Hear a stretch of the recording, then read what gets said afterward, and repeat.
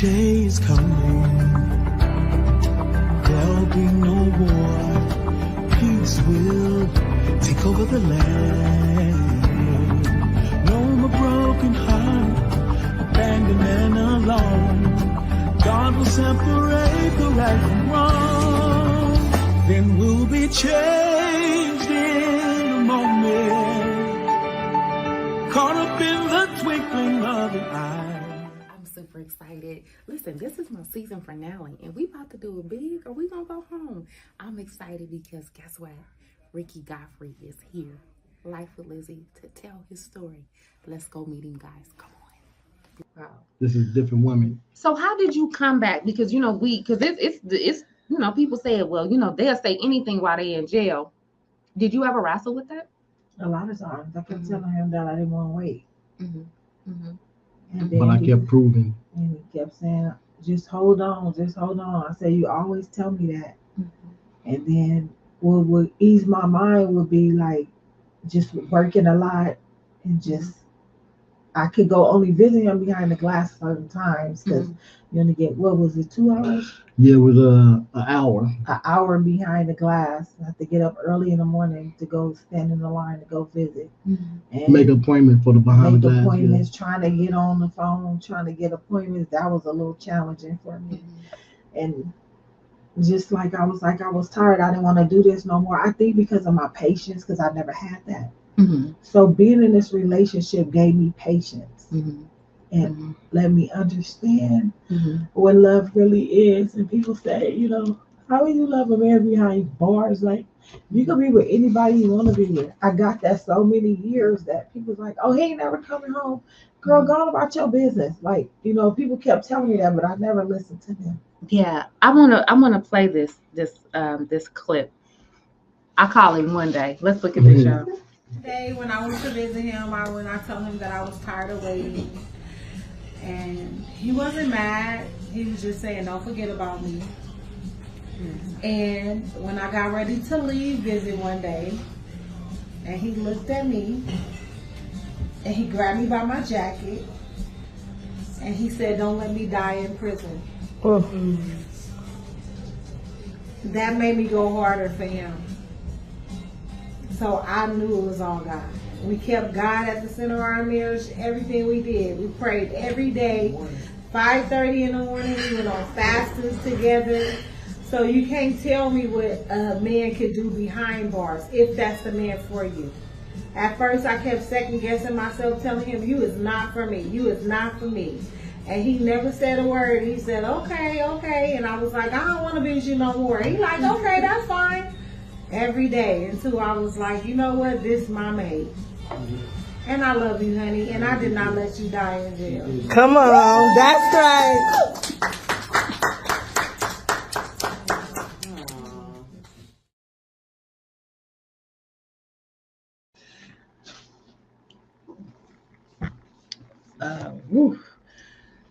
Jesus. Love is a powerful thing, because love will make you walk on water and you didn't know you had the capabilities to do that. Love does what love does. Was it love that began to drive you on the outside to say, let me help him get out of here? Yes, it was. So tell me about that. What I had to learn that it was really real because I never felt that. Even in past relationships, I never felt what I feel now with him. I'm 50 years old. It took me to be this old to understand that love is real. So your love said, okay, let me help you get out. What did that look like? Was it documentations that you went to go? I mean, because there are certain things he had access to, but you're out, so you can go and run and meet with lawyers. Or what part did you play legal wise? I hit the ground. He told me what to do, and I did exactly what he told me to do. I went to get documentations, making copies. I spent almost over $5,000. We don't know how much, but we spent a lot of money on just copies and trying stuff. to get the right papers, get the right person. But it was to necessary. listen to his story. Yeah. It's a picture that it's called Fighting for You. And let's look at that. I like that picture because it shows that, she out here. I'm not playing. Yeah, that's in I'm front of the prison in Solano Prison right there. right. So there's photos where you guys were just outside saying "Free Ricky." Yeah. It's how did that make you feel to know that? Listen, my girl on the outside, she fighting for me. And you're saying, babe, I'm fighting for you. I'm not gonna let you die in here. It was like that was y'all agreement. I'm not gonna let you die in here, but while you in there, you need to do everything you gotta do to get out here to me. Was that the deal? Yes, I felt wanted. I felt needed. I Wow. felt appreciated. I felt He said I felt wanted. I yes, felt needed. Do you still feel wanted and needed absolutely, and absolutely, appreciated? yes, absolutely, Wow. absolutely. Dope. And that just was an example of that. Like you say, love is an action word. Mhm. So often do we hear people utilize that word, but there's really no substance behind it, uh, because it's easy to just say it, you Mhm. know. But What when you was the put action behind it, Mhm. that makes the difference, and that difference is what you see right now. Yeah, You know, I like that. so What was the piece? Because I know you guys shared with me that there was another inmate who she had just did 25 years, oh yeah. and you had all of this documentation, and it was Mhm. so much that normally, I guess, a lawyer just to sit through that and organize it was going to charge you some astronomical fee, but somehow there was another inmate who had just. So yeah. Go ahead, tell me So about that. so my wife had been going to these rallies in Sacramento, Hmm. and we had the Drop LWAP rally. You had the Initiate Justice, which she was a part of that organization. You had the Yeah, we SE have some of those Sisterhood, pictures too. that Yeah. she was a part of that organization.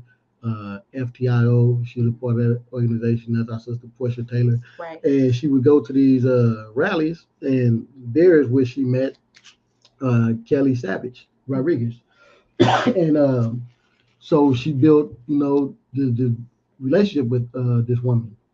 And one day she was on the phone talking to her. Well, we was talking, and she was like, "I was like, man, we need to get those files organized, the file that we do, so to make it easier for us to access what we need to access. We can just go through it." So she took it upon herself and asked Kelly. Kelly like, I'll do it, and she went. It's a funny story. She went and picked Kelly up at the bar station, and tell her what happened. What She was only happened? home for 2 days after doing 25 years in prison. Wait a minute. Kelly So- did 25 years in prison. She was home for 2 days. She was on a home pass. She was on a home And pass. her home pass was her first day out, and it was with me. And I asked her to come over to my But house. before she got in the car, what she do? So she was like, first tell me, do you have insurance? I'm like, yeah. So she sat outside the car. I'm like, get in the car. She's like, okay, do you have insurance? Do you have a legal driver's license? I'm like, yeah, just get in the car. So she got in the car. She put her seatbelt on. And so we were driving, and I was like, "Are you hungry?" She was like, "No, not really." So in my mind, I'm like, "Oh my God, how much she gonna charge me?" Because somebody else I reached out to, they wanted $20,000 just to go through the stuff that she came and looked at. So I was like, "Tell her right now how much you gonna charge me. I don't have that much money. I have like $500." She was like, "No, just make me some French fries." And I'm like, "French fries, like potato French fries?" Wow. And she goes, "Yes, I haven't had those in almost 40 something, 30 something years." So I was like, okay. So we get to my house. So I'm like, "Hey Google, play some music." She's like, oh my God, what was that?" I said, "It's a Google speaker." She's like, "What is that?" It was talking to you. I said, "I know, I'm talking to the speaker." So she was like, "I'm very scared. Can the speaker hear me? Can it see me?" I was like, Right. "No," but Wow. she was amazed by the Bluetooth speaker. Mhm. So I unplugged the speaker because she said she felt uncomfortable. So I unplugged the speaker, and I began to peel her some potatoes. And she was like, "Oh my God, I can't wait to eat those." And so I had pulled all the boxes out. I think I had like 8 boxes out. Eight They was boxes. hand over from me from his grandmother from the Innocent Project. So she go through all these boxes and everything. So I was like, "Kelly, do you understand that?" She's like, "Yeah, I worked in records departments for 15 years inside the prison." Wow. So I was like, "Okay." So she was looking and she was looking and she stopped. She's like, "Oh my God." I'm like, what?" I was like, "What? Tell me." She's like, "What do you do when there's a crime scene?" I'm like, "I don't know. Talk to the people." She's like, "No. What do you do when you're at a crime scene? What is the main thing that you do?" And I was like, "Put yellow tape up." She's like, "No, take pictures." They did not take pictures in this crime. And I was Wow. like, what? Well, let me clarify that. Mhm. They took pictures. They didn't take pictures of Of specific things specific that they things utilized against against me. me. They Right. took pictures of the actual primary crime scene, Mhm. but the things that they alleged to have gotten from my mother's house, Mhm. they didn't take pictures Didn't of. take- So Kelly, with a plate of home fries.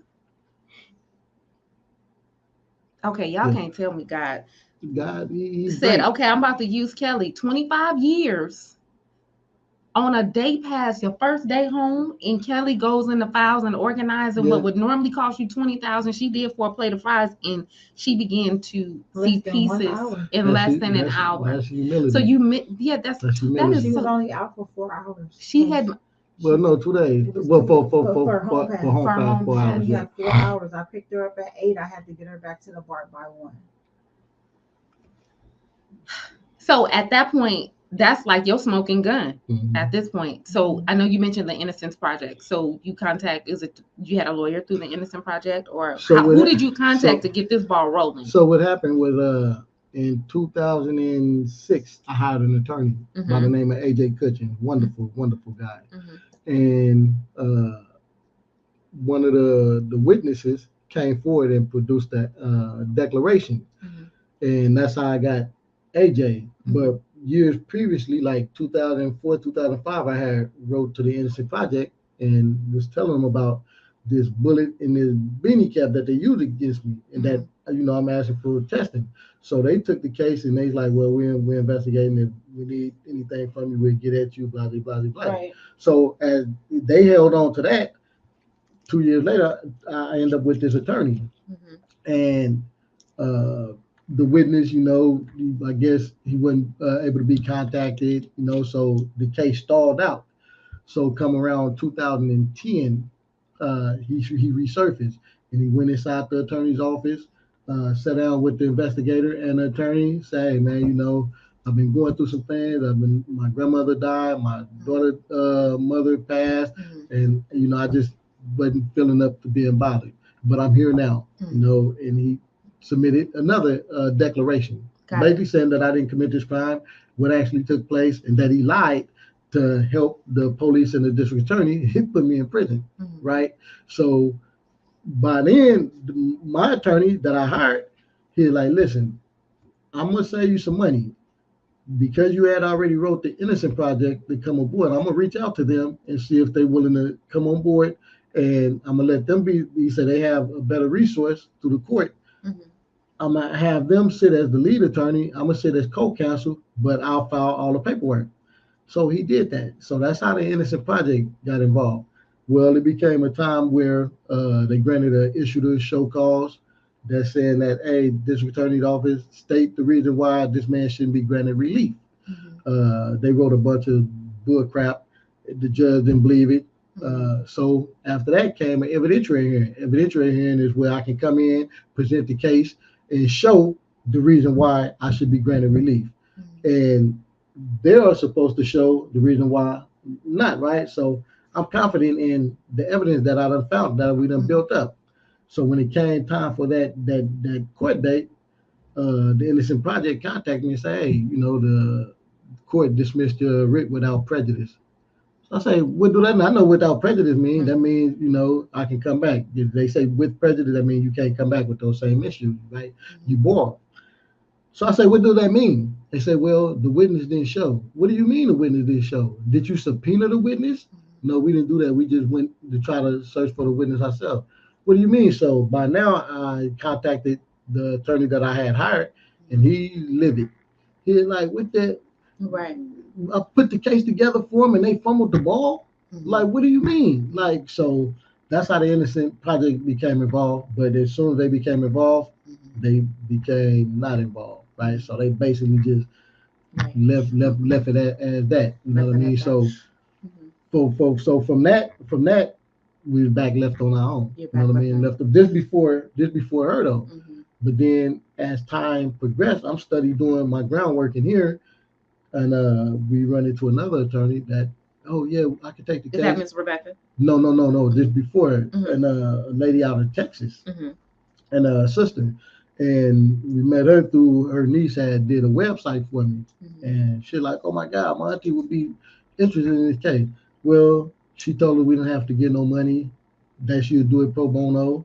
She made an inadvertently phone call to my wife, but she was supposed to be calling an investigator, and which heard on the recording was this.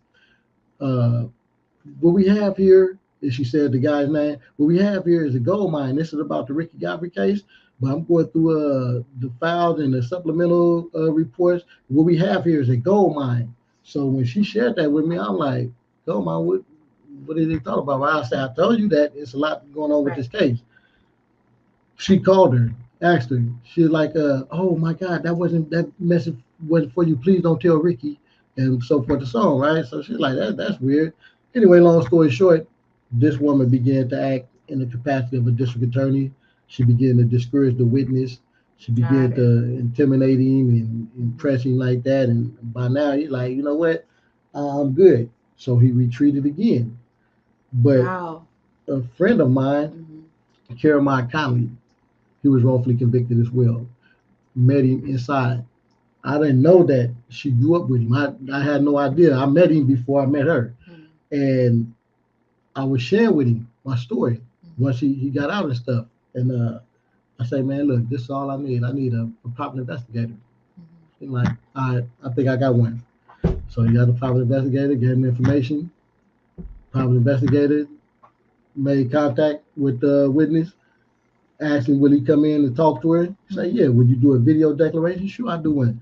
Did all that. This after the Innocent Project said what they said, after this attorney said what they said, that he's not showing and all this other stuff. He willingly got in his car and went to Oakland, California, and went and talked to them and did a video So declaration. it sounds like your prayers is working, even though it seems like stuff is falling apart and it's not connecting here, but over here It's it is working. working. God working. And you said Yes. something to me that I thought was amazing. You said you prepared once all this began to happen within your heart, it was like you knew, okay, I'm really gonna get out of here after Absolutely. all of these years. Like, Yeah. and you said you started preparing like 2 years. Yes. I began to give stuff away. I began to That's assign man, stuff to that's people. faith. Come on, talk to Yes, us I about began to that. assign stuff people. Say, hey, man, when I leave, you're gonna get this TV, you're gonna get this typewriter. You want these books? I'm gonna start giving these books away now. So I put So you make mimic the everything scripture like. that talks about faith without works is dead. So you Absolutely. started saying, I'm getting out of here. I would take me here because you said, I guess there, um, you have, of course, you have some anxiety. I'm saying I'm getting out of here, but I still have to pay attention to, those that may want to stop me from getting out of Absolutely. here. So you're walking lightly. But you said there was like, I guess there was a Wednesday night that you begin to pray because you start feeling yourself, I'm getting tired and I'm feel like I'm about to just give in. Tell me about that. Anxiety began to set in. Yeah, you said you So was looking out. You were looking outside. yes, I'm looking outside and I'm just, I did that often. I go out by myself and have my MP3 player, my earbuds in my ear. I'm looking like I'm gonna be over there in a minute. Was I it like look a outside. fence or you see the Yes, a fence. stars or It's the a fence, planes? but Solano is in a community, so if depending on what angle, you can see the houses and stuff over there. Wow. So you can see cars passing by. You can see the light, the stoplight. And that was I your would, glimpse of freedom. and yes, and I used to look at that. Or I used to look at the planes go by. Like I'm gonna be up there one day, right? So that was, and I carried that with me. So on a Wednesday night, and I prayed to God, and I told him, I said, listen, I'm tired. I'm ready to go home. This after she told me that she was getting tired of, the visit slowed down, a little bit.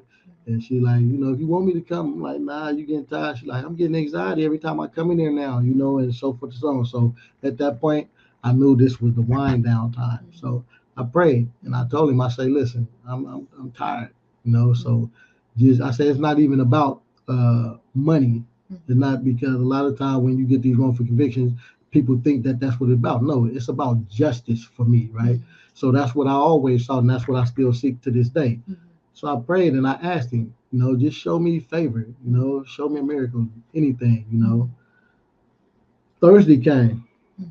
I'm sitting there talking to one of my Hispanic friends, and I'm talking about my son clothing line that he had, just started, and I'm sharing some of the pictures and stuff that I have on my tablet, and I'm like, sharing with him like the vision for that.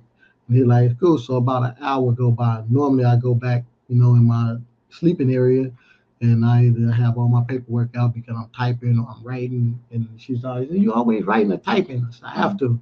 And so I go to check my messages. See, I got a message from her. So I go and she like screenshotted an email message from my attorney, and that message said, "Hey Anisha, did you have Ricky to call me?" So I'm like, I don't supposed to see her until next week. Why she want me to call? Like, so now I'm thinking like, what's going on?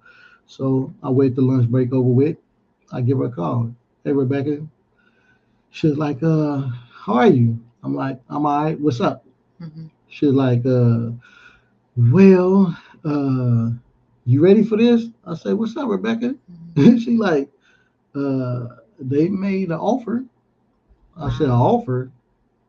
I said, what's the offer? She's like, well, let me just explain to you this. My job is to get my client out. My job is to give the best possible deal that I can get, not in terms of taking a deal, but just, the best outcome for him. And ultimately, it's still up to you. And if you say no, then we got to do what we got to do. Simple as that. But I think that it would be great because you can get out of there. I say, what is the deal? She said, they offer 26 years. I'm like, I'm not. And the moment I said I'm not, I thought about that prayer I just prayed last night. Wow. And then I thought about the story of when the guy was stuck in the water and he asked God, to come save him, to send him help, and God sent him help 1, 2, 3 times until he finally succumbed.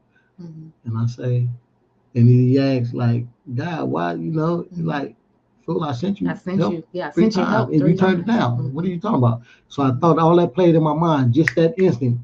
And I said, you know what, Rebecca, this is BS. She said, I know. She said, but you would get out of there. I say, I take the deal. Wow. I take the deal. I told her, I say, I don't want to. I say, but then I thought about my mom is still here. My grandmother passed. My grandfather passed. My dad passed. My first grandbaby passed. Wow. Still had him. So I thought about that. Wow. And when I thought about that, I made the decision. Okay, I'm gonna accept that. But in my mind, I said, well, I have all these documents. I have all this rogue and criminal stuff that they done did to me. That whether I get compensated or not, I'm gonna utilize this stuff and it's going into a book because somebody got to hear my story, right? So I still have all these documents. So that would make me make the decision. So they didn't give me actually 26 years. They gave me 24 years, 23 years and 8 months. But look how the injustice continued. Did 31 years. You have me plead no contest. I make sure that my attorney stipulated to the record that this is not a plea because he's guilty. This is a plea in the interest of justice, because if he don't accept this, then the chances are he'll remain in prison, and who knows if he'll get out or not. So this is the only reason he's taking this deal. So she put that into the record, and I told her I'm gonna continue to fight. And then they had the audacity to put me on 2 years of parole. So that's the injustice. That is injustice at its finest. When you hear him say, listen, Rebecca called and this is what she's offering, and I'm coming home, what were you thinking? Well, I already knew because she had a talk with me. And first she was talking about the hat, because Ricky didn't mention that. They wound up testing the hat, and the hat came back. They didn't have none of his fingerprints on it. None of my DNA. None of the people DNA who you say you have gotten from this house. You say you found it in a clothing closet full of clothing with other women. So no DNA. No match, DNA. Nothing. So she tells you, okay. And by this time you guys are married. And I mean, Mhm. we talked about it because you said, I really didn't want to marry her in there. Mm. Listen, your quote. Let Yeah, me get this to just your happened. quote, right? This You just said, happened this year. you said, I Yeah. don't, I didn't want to, marry her in there. But at this time, you guys, you was like, I love you. So you married him. And so now you're his wife. I'm far from a girlfriend now. I'm Miss Godfrey. Miss Godfrey gets a phone call that my husband is coming home. The guy I took a chance on, a guy that I pray with every morning, the man that I love, that, he coming home. What was going on in your head? What I mean, it was all kind of emotions going on in my head. At first, I was upset because I'm like, he never committed the crime, and why they won't give him for actual innocence. Mhm. It's not about the money, because like he said, that he prayed and said, Mhm. God, it's not about that. So Mhm. I had to double back on what he said, what he asked God, like, I just want to be home. So I was a little frustrated with the attorney. I was just like, he didn't do this. He didn't do this. They need to pay him. And we was going back and forth a little bit. We was bumping heads. But I said, you know what, God, I cried plenty of nights asking you to just bring him home. We don't even care about the money. Yes. And I just want to add to that, Miss Rebecca Brackman is a fine attorney. Yeah. Like, she's a good friend. She did her thing.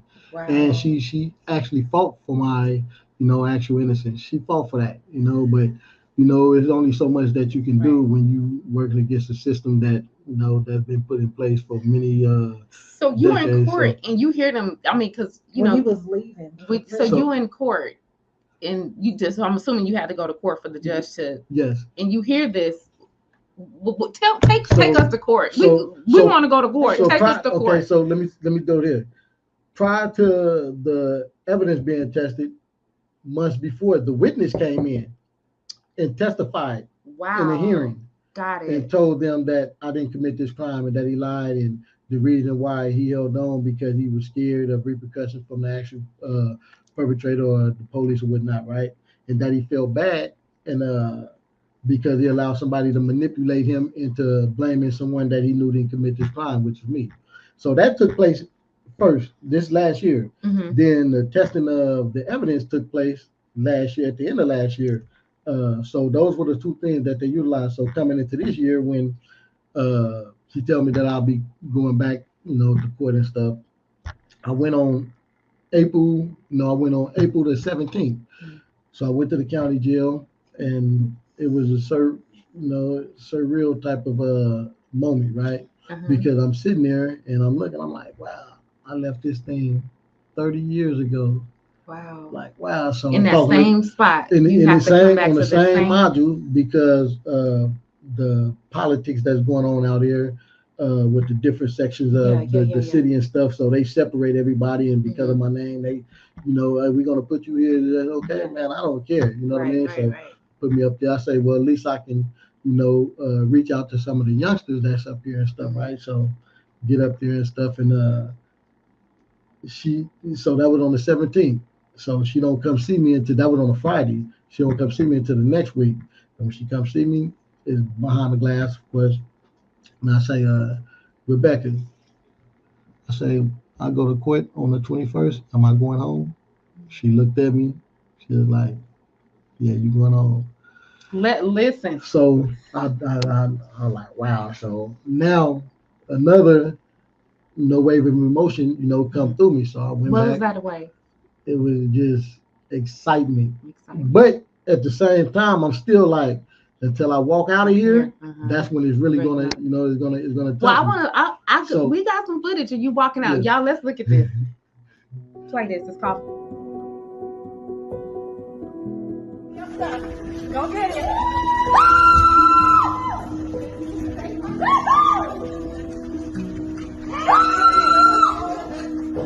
Yeah, that's right. Yeah, don't it hurt your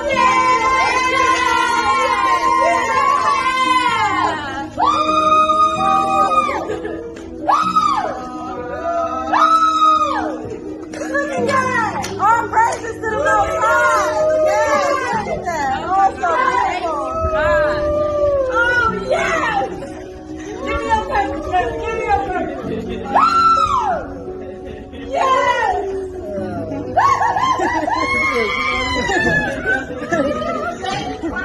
Yes.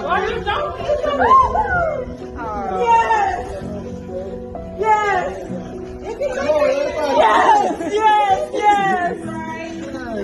Oh, look at God. Look at God. Look at God. Look at God. Welcome home, Ricky.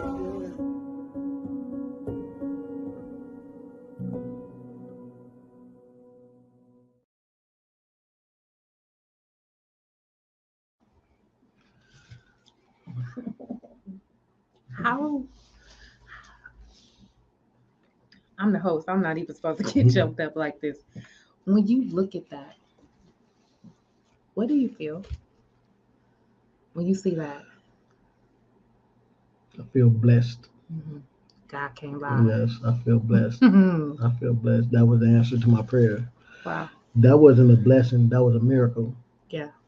You know, like I was, shared in my testimony at church Sunday when First Lady Renee Trotter spoke on, I don't want a blessing. I want a miracle. Mm-hmm. And I got up there and I shared that, like, Mm-hmm. she's right.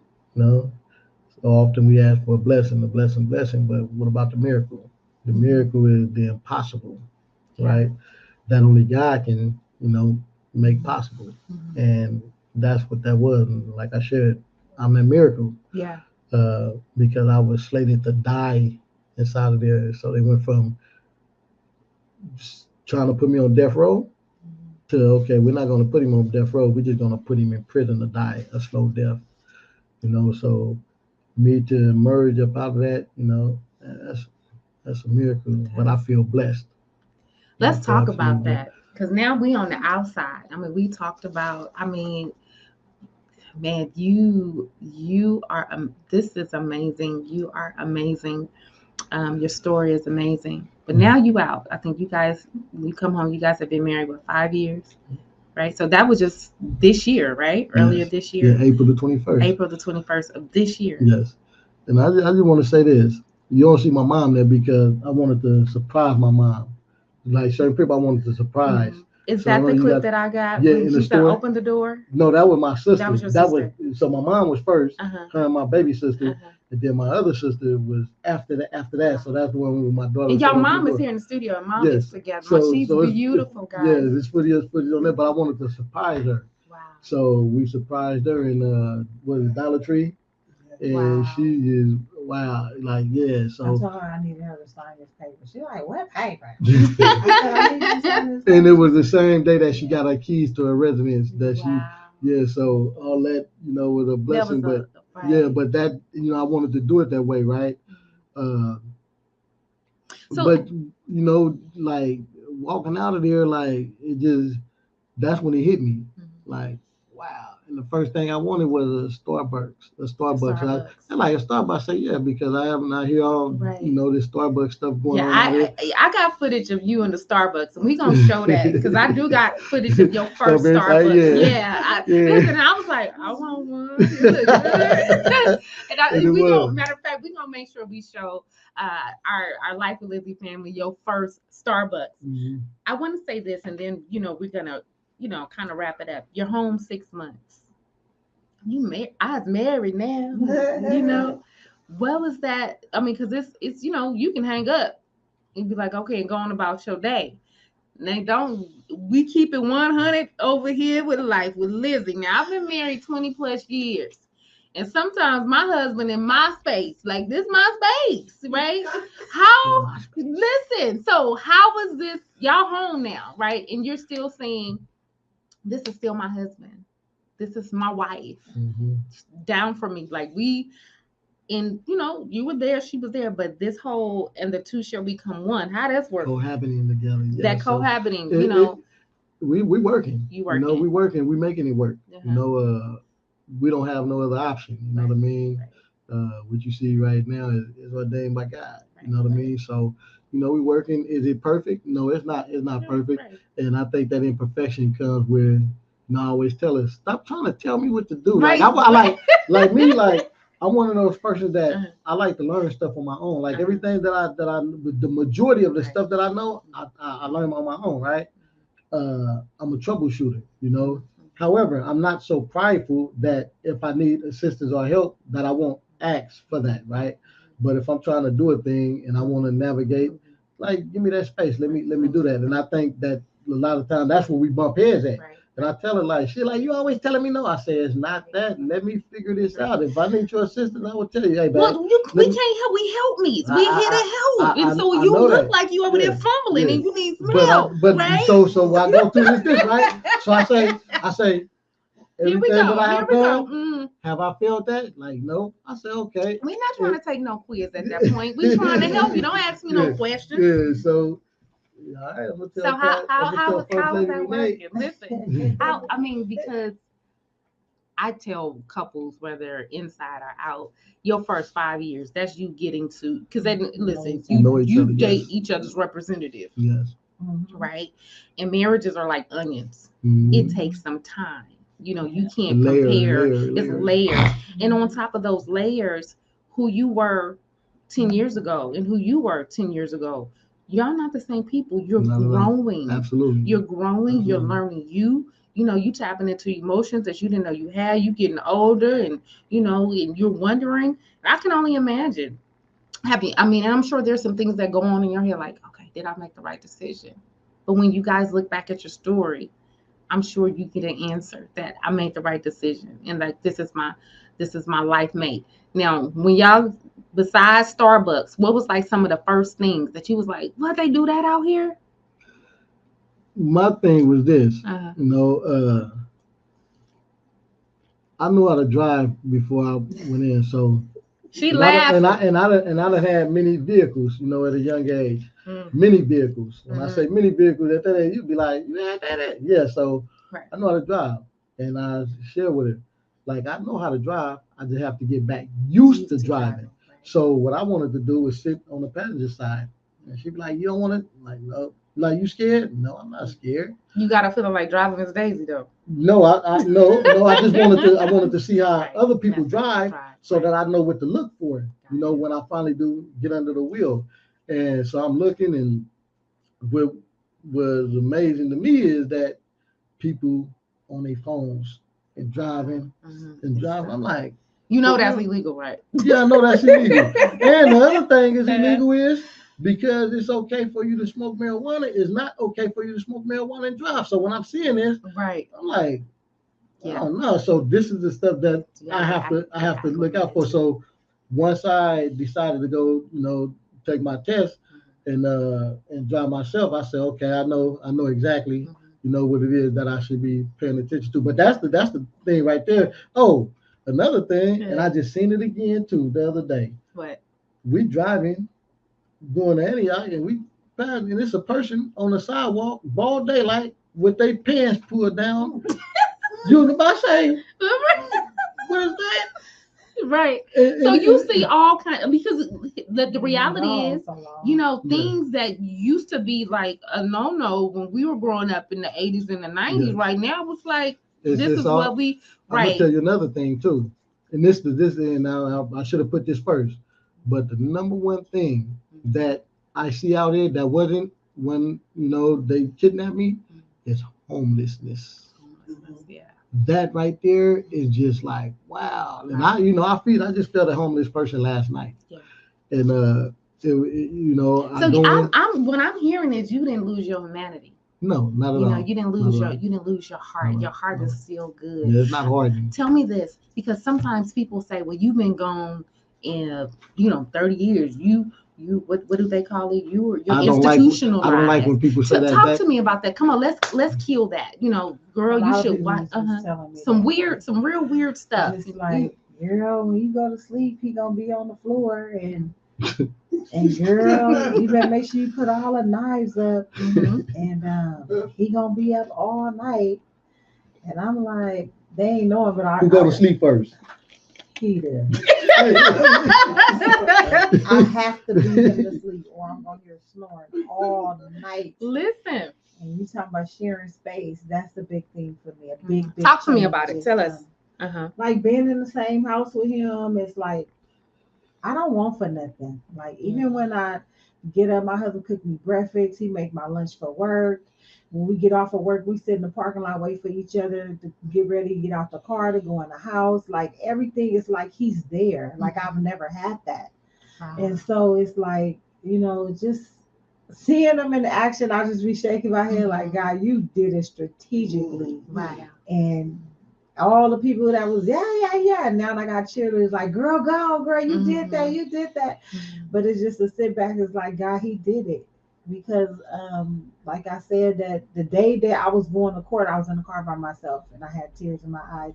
And I told my husband, I said, you need to tell your mom because I don't want her to feel some kind of way because I did not tell her that. And it bothered me for a long time because that's my mother-in-law. That's like my best friend. You feel me? And it's like, I have to tell her that you're coming home. And I said, no. If you do that, I'm going to get you. But it was just something in me because that's her son. You know what I'm saying?